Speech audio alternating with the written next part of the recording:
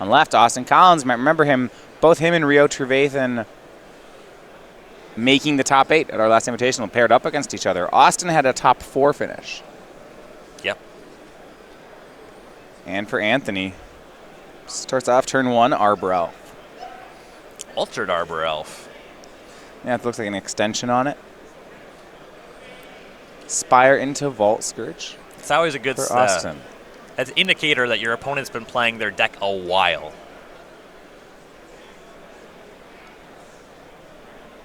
And this is not the kind of turn 1 start that really inspires confidence in the Affinity deck. When your opponent only drops 1 permanent on the first turn, you can expect a lot of fireworks on the second turn. Bird of Paradise, Wooded Foothills, and a pass for Anthony. And this is one of the scarier parts about mono green is you don't exactly know what's going to happen next turn. I mean, it's within range for Anthony to play Utopia, Sprawl, Land, Hornet Queen. Right. If that is the play, Austin is in a bunch of trouble. Yes. He's got a good setup himself, though. You see Springleaf Drum into Arcbound Ravager. The issue about this, though, is that Anthony has mana ramp in the form of creatures. He'll be able to do a lot of chump blocking if he needs to do that to buy time, and he's not even under much pressure yet. Ravager itself does not hit very hard. You're looking for a Steel Overseer or a Cranial Plating to really start making good attacks. Ravager is kind of your best card against decks like Jeskai, Jund, where moving stuff around gives you some play against removal spells. In matchups where it's a lot about combat, permanence on the battlefield, Ravager does its job, but it's your worst haymaker.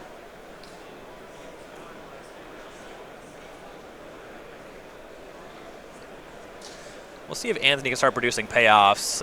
The Green Devotion deck, it's very much a mana ramp deck. It has the issue that all ramp decks kind of have. You have a mix of payoff and enablers. And too many enablers just doesn't do anything.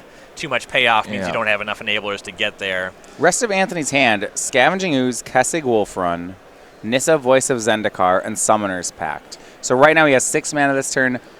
This matchup, when I look at Summoner's Pact, I'm going to go back to this, and you said it too. Hornet Queen does feel like the prize. Yes, definitely. So this turn with a land drop, he gets to 6 mana, so it's not yet time to go find Hornet Queen, so I'd be surprised to see Summoner's Pact go off this turn. But if he has a 4th mana source going into the next turn, then I would expect that to be the play. So we'll start with Nissa, Voice of Zendikar. This is from Oath of the Gatewatch. +1 to make a plant token, -2 to put a 1/1 counter on all creatures. Both reasonable options for Anthony. Yeah, the way the battlefield's shaped up, the plant doesn't do a lot. Having 1/2 birds is reasonable in the face of Vault Scourge. Though because he's building up to Summoner's Pact into Hornet Queen, you don't want to get your mana creatures in combat just yet. Right, and that's we see him go for the plant token. And I agree, I think for that reason. Yep. He'll make Scavenging Ooze, leaving him with just that pact in hand. 1 more mana.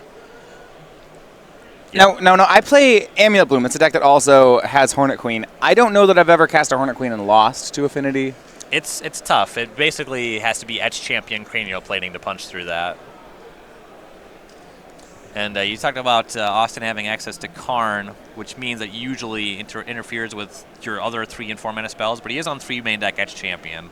Yeah, so we're wondering what's missing. No Master with Ethereum. Yeah, because of the basic forest, I imagine it's really tough. You can't play too many colored spells in Affinity, so those stirrings are going to push you away from Master, so that makes a lot of sense. Vault Scourge hits the Nissa back down to 3. Here is Etched Champion. So Austin will have some safety in the face of a possible Hornet Queen. Yeah, and a Signal Pest as well. Yeah. That one probably not going to be doing too much battle crying, but... Garruk Wildspeaker was the draw for Anthony. So the hand now exactly Summoner's Pact, Garruk. So we're missing a 7th mana, so we can't Hornet Queen just yet. Not yet. But next turn we can. Yeah, if the Garruk is still around. Right. And it will be the Wildspeaker for Anthony. And with this coming down, playing it safe, I like the +2 here because the Beast is unlikely to matter. You already have a significant battlefield presence. You're ramping up to Hornet Queen anyway. Making sure that you're able to maintain that Planeswalker, generate the additional mana on the next turn is a lot more valuable. Yeah, it just goes in pluses here and then says go. He also has one of Primeval Titan. You know, Ryan, I wanted to get the Primeval Titan here. You know, that one's a lot less good in this deck than it is in your decks. It's just finding lands that produce mana. You go track down your Nykthos. He does have Kessig Wolfrun already on the battlefield, so Nykthos plus Kessig Wolfrun is actually good for a lot of damage. Yeah. I'd almost like to see an Inkmoth Dex in the spread there, and There Inkmoth is Nexus, not. but it's not available. You do need a lot of green mana sources, so that does make some sense. See, I was like I go the other way. You go Kessig Wolfrun plus Colony Garden. It's basically Inkmoth. I think it's about half as good at best, but it's pretty close. It's pretty close. Yeah, I mean, it gets them anyway. It enters tapped anyway, so you're mitigating that cost with your Primeval Titan. Look, when Ensnaring Bridge was a thing, that was my amulet plan to beat it. You Titan for Wolfrun, Colony Garden, boom. 0 power creature. Boom. The Acidic Slime deck cares a little bit less about Ensnaring Bridges. Yeah, they probably have ways to get around them. Yeah. Another Arcbound Ravager here from Austin Collins. Second Ravager is kind of nice because you get to sacrifice the first to the other Ravager. You get the counter for the activation and the modular on the other Ravager, so it's kind of +2 artifacts on that math. Well, here's Inkmoth Nexus. Austin is sensing right now that he's running out of time. Can try to get some poison in. So you mentioned he's really got one turn to fade this Hornet Queen. If he successfully attacks down the Garruk, then he can keep Anthony off the mana, but it looks like instead Austin has sent... Well, he sent Esh Champion at Nissa. That will battlecry up to 3. He has sent a pair of Flyers at Garruk. That battlecries to 4. This is a really interesting choice for Anthony. If he wants to protect Garruk, he's going to have to put one of those Birds of Paradise in the way. He'll lose a mana regardless. The worst case scenario for Anthony would be if he blocks with the Birds of Paradise, and then Austin uses maybe an Arcbound Ravager or a Galvanic Blast to finish off Garruk anyway. Well, Galvanic Blast would just do the trick on its own. Okay, so you're off It's only that. on 4 loyalty. I would not expect that to be a card available on hand with this kind of attack. But Ravager could do it. Right. One thing I think is a little bit surprising, what I've liked to have seen from Anthony would have been -2 on Nissa on the previous turn, because it allows your Birds of Paradise to actually trade in combat. And if you're protecting Garruk, because Garruk's +2 mana and he was only off 1 on Hornet Queen, he could safely trade away a creature in combat on this turn. Right. Yeah, now it's not a trade in combat, it's a chump block. Right, and that's a lot worse. I also don't think that the Nissa is really building up to anything meaningful. That -2 is about the best you're doing. -2ing once you get to the Hornet Queen certainly gives you a lot more value, though I just don't know that's the kind of game that we're playing. So, before damage, Austin will sacrifice one Ravager to the other, putting a counter on the Ravager and modulating onto the S Champion. Anthony Skrzypczak loses both Planeswalkers. He's still very alive to an untapped land off the top. How about a second Summoner's Pact? Actual worst draw. Actual worst possible draw. Maybe it's a little bit better than a Burning Tree Emissary. Yeah, still wants that. The problem is if he pacts for something like Primeval Titan, then next turn he's also off the Hornet Queen. Well, you can pact for Titan, track down a Nykthos and another land. Your green devotion's still relatively high even without those Planeswalkers. You have 4 green pips already on the battlefield. The Primeval Titan puts you all the way up to 6. So your Nykthos makes paying for things pretty easy. You have mana left over. You also have Arbor Elf. Your mana really snowballs out of control. And because you have 2 packs and you can pack for the Hornet Queen after getting the Titan this turn, I think that actually makes a lot of sense. Do you think the Titan can ramp us into the Hornet Queen? Yeah. Yeah, Nykthos does make that real interesting. Actually, all right. Arbor Elf only untaps a forest, I suppose. Right, I couldn't yeah. untap Nykthos. So. Voyaging Satyr was the card you're that's looking the card for. I was thinking. I'm used to seeing that interaction, even though it's been a couple Yeah, years. That was what the green devotion decks were about. So here's Primeval Titan. You know which deck I'm cheering for now. Getting Basic Forest and Nykthos, Shrine to Nyx. So for basically 3 lands can tap for 6 here. It's going to be the short math on it is to pretend like the Nykthos taps for 4. Right. And so here, you set aside the 4 lands, pay for the pact. Then you have Birds, Arbor Elf. So you can activate the Nykthos, make 6. You have 1 left over. That's enough for Hornet Queen. Now remember, there's an Inkmoth Nexus, and Anthony had to tap all his Flyers there. It gets you counting on the board just to be sure. Yeah, so we have a Signal Pest trigger and an Arcbound Ravager on 2. So we're already set up for 4. Yeah.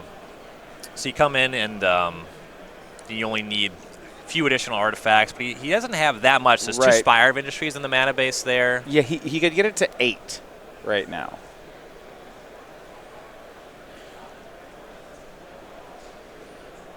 Which means he's 2 hits away. He could right now Battle Cry in for 2 poison and then hope to get the last 8 across on a second hit.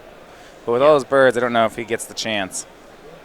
Steel Overseer is cast.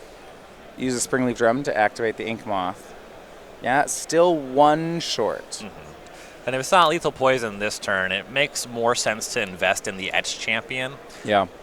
Just because those birds going forward are going to be a problem. I don't know if Hornet Queen is on Austin's radar, but that makes it even harder to get through with the Nexus. 2 poison, 2 damage. Austin sends them in. He's hanging back the champion, presumably just to tangle with the Primeval Titan. Right. Though I imagine he's going to want that regular damage. Anthony's got to pay for his pact. He'll do that just using his 4 lands. And he does have 7 mana already available here. Yep. Remember, the quick way is to count like Nykthos taps for 4. So 4 from Nykthos, 3 from creatures. We're good. The basic land here also lets him, that he drew, also lets him leave back another blocker in Birds of Paradise. And that is significant because you are going to want to block this Inkmoth Nexus. Ryan, any reason to do anything? It's just Hornet Queen? I gotta imagine it's Hornet Queen. And you to attack with Primeval Titan. I'm always in for that. Yeah, though as we've discussed, it doesn't actually add too much to make that attack. As far as the lands that you're able to produce with this deck. The Nykthos is already out there. The Wolf Run's already out there. Nykthos Legendary. Oh, he's going to get Crater Hoof. Hold on. Oh, we Is have the game lethal. over? Okay, Yeah, maybe that it's additional mana source put us over the top. maybe it's not just Hornet Queen here. Crater Hoof Behemoth, 6 creatures, yeah? Oh, yeah, those 2 plant tokens are... No, 8 creatures. There's the plant tokens. Yeah, Okay, this is a huge attack. Anthony's got it. So we were probably already winning just by getting Hornet Queen, but that 8th mana source made it a way lot easier. easier. And Anthony Skrzypczak takes game 1 over Austin Collins. You know, I'd forgotten about the plant tokens because they had done so little for the rest of the game. And I was like, that I just didn't realize that, wait, we are far past I actually lethal. don't even know if they were necessary. Craterhoof does just an obscene amount of damage. Austin's at like -50 or something. Yeah, game 1 goes over to Anthony. So we'll look at some sideboards when we come back. Stay tuned in just a minute.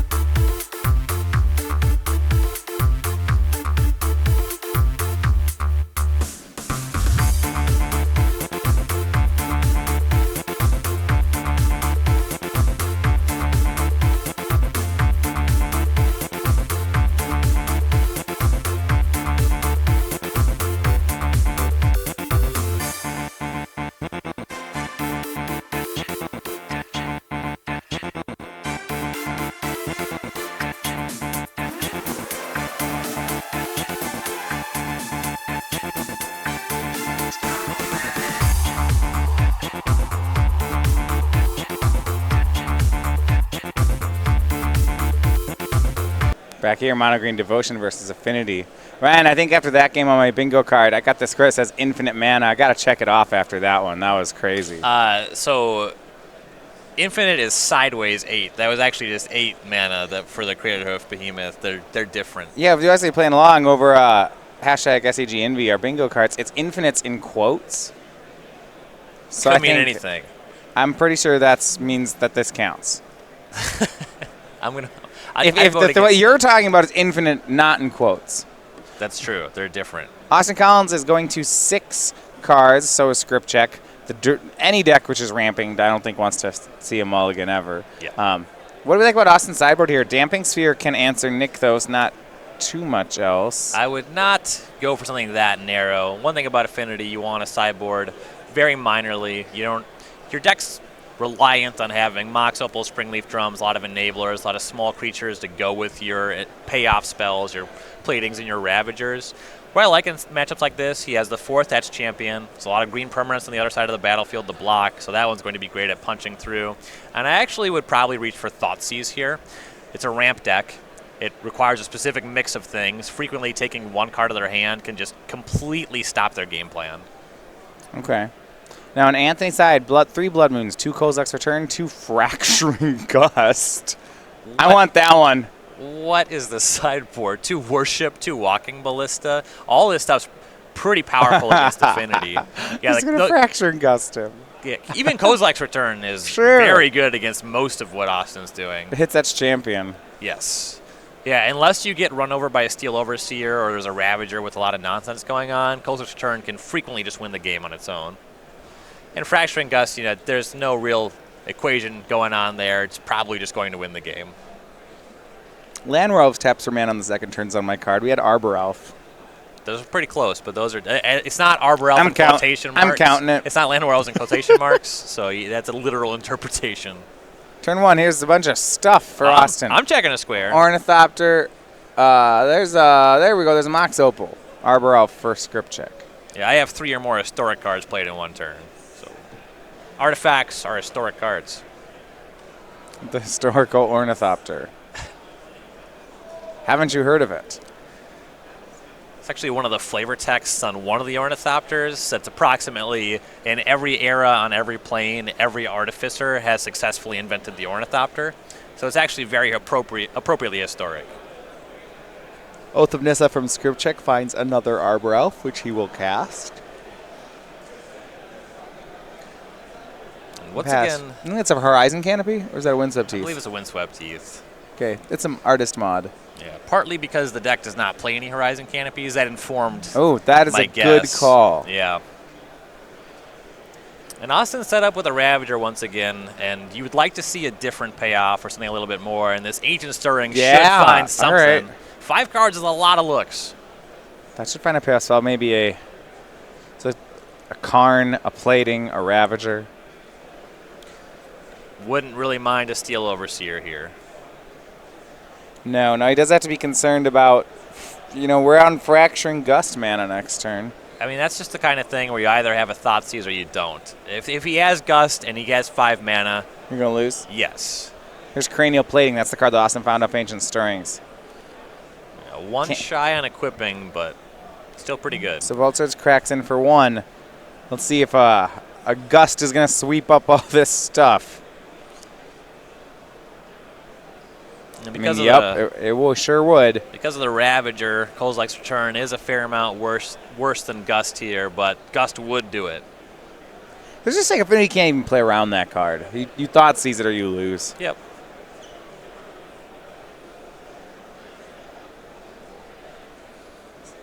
Crater Hoof to draw.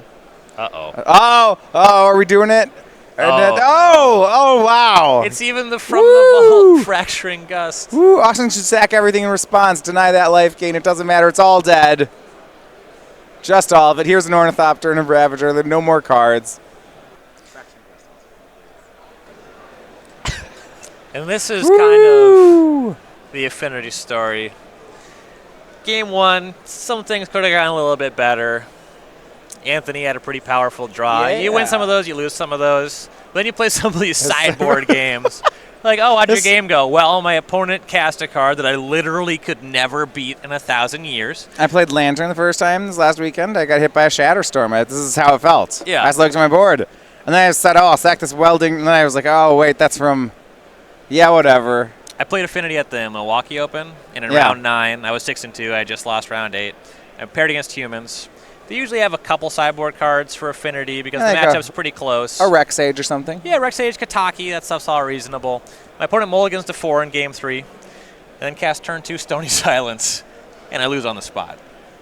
Yeah. Yep. Some of them are kind of beatable. Stony Silence, I've seen Affinity attack speed. I don't know that I've ever seen Affinity beat a Resolved Fracturing. Yeah, Ghost. Stony Silence is beatable adjacent. It can happen sometimes. Well, Austin's trying to make a game of it here with his pair of Arcbound Ravagers.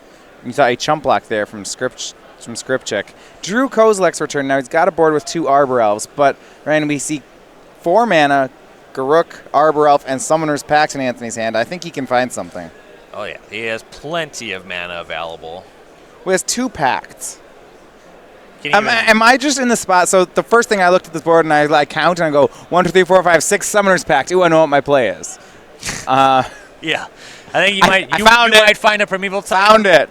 6 mana and Pact. I know how this one works. It's pretty reasonable. You can see play patterns very similar to game 1. Find that Titan, find that Nykthos to do whatever you want next turn. The Nykthos isn't as good this time.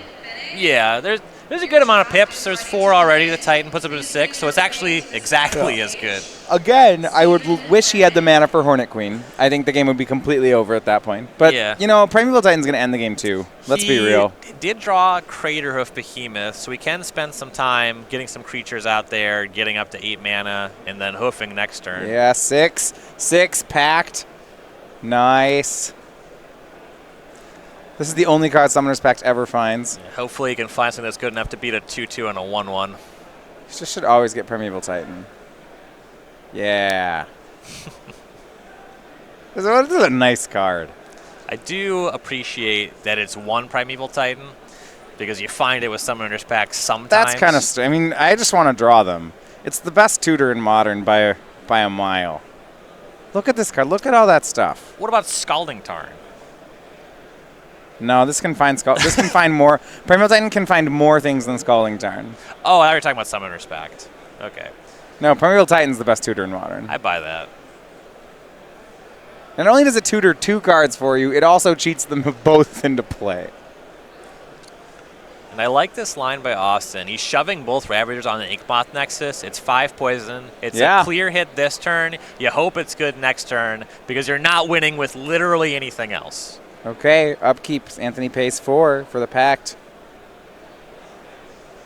I mean, he's got another Summoner's Pact, Ryan, and I think the play is you Summoner's Pact for Acidic Slime. Slime's pretty good against that Inkmoth. I'm not sure. Yeah, Pact for Slime feels like a win. Then Austin's board will be 1 Darksteel Citadel. Yeah, that's not nearly as good enough. Against Primeval Titan. And Garruk. And Nykthos. Yeah, I like the Acidic Slime here. It's probably not the only thing he can do. I bet he's got another nice play. And you probably don't lose with the Hornet Queen. He's supposed to. He only has 6 available this turn because he used the Nykthos. Oh, no, you just get down tap Nykthos with Garruk. You have infinite mana. Yeah, you have as much as you'd like. How about Craterhoof? Again, I keep trying to suggest non-Craterhoof plays.